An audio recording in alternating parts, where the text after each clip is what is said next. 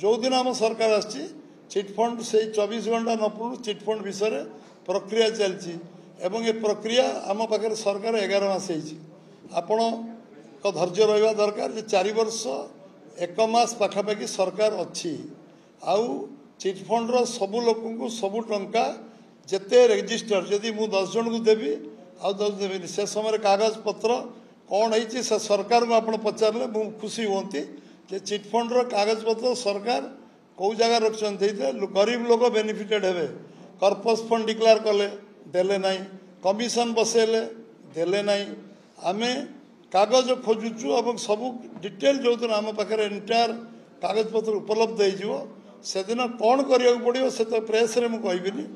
आपण मध्य जानवे जे आमे चिटफंड जड़िए लोक वंचित हेनी जी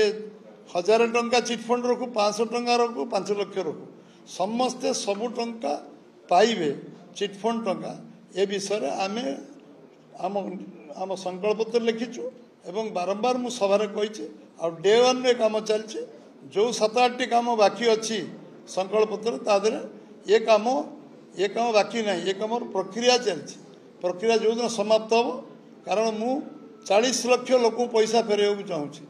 40 लाख जड़े लोक नदेले भी सेटा अन्याय हे कारण गोटे लोक पैसा नदवाटा अन्याय हे सबू लोक पैसा मिल एवं ठीक भाव में पैसा मिल एमाउंट अन्य जिनस पातरंतर नौ जो जो सरकार थिले